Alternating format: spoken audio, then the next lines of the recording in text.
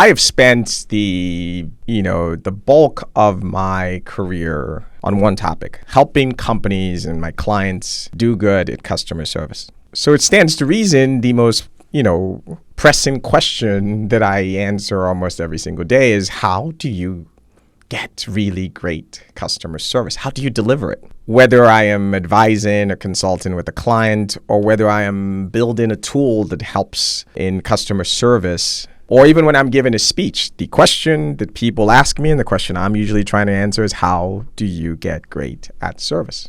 I remember, it's probably been 10 years now, I gave this speech about social service. This was before people were as wise as they are now to using social media and customer service. And I said in the speech, you have to use social media for customer service. If you're not, what kind of an idiot are you? You have to be using this or die. And so that was me trying to be helpful.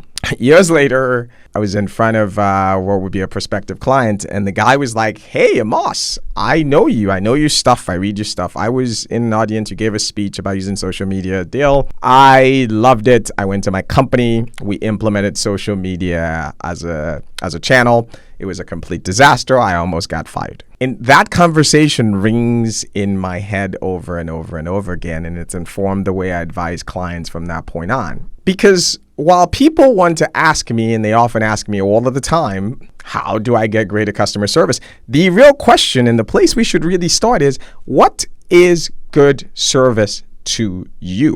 Before I can get to the how, what is it to you? If I asked, let's take two companies. If I asked Amazon today, what is good service to them? I've not asked them, but I can just watch by their actions. To them, it's speed. It is that they believe the way they show their love to their customers is speed. Quick, fast service. If I ask that question to, say, Discover believes it's human-to-human contact, high touch. The more they interact with you using their contact center or call centers, the more they believe they are showing you love and delivering great service. So what I want to say to you is, stop asking me or whoever your gurus are about how to deliver great service. Because the question you really have is, what is good service to you, to your own customers? You have to answer that question for yourself. In many ways, this is like a conversation about money. All of us want to be wealthy in some way. But if I asked you what the definition of that to you, it might get something different. I think about it in my own life. I have a teenage son who's in college. And if he were here and you asked them what does being wealthy mean to him, he would say, Dad, I want a billy, which is $1 billion for the uninitiated.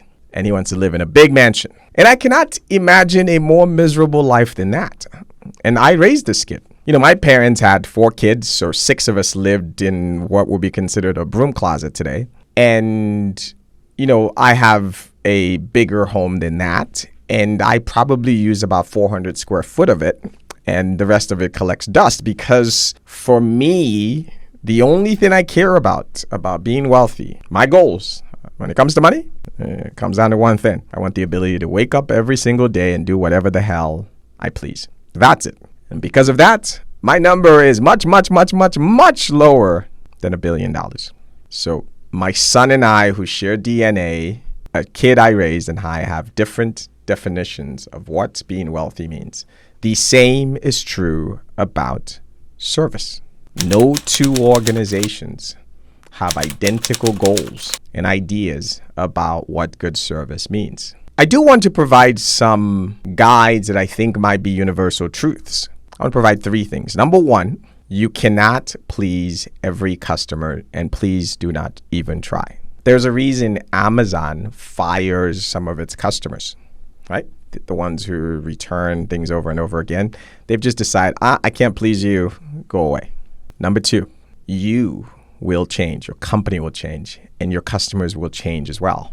That's okay. Allow for that as you define what good service is for you. Amazon, again, used to sell books to book nerds.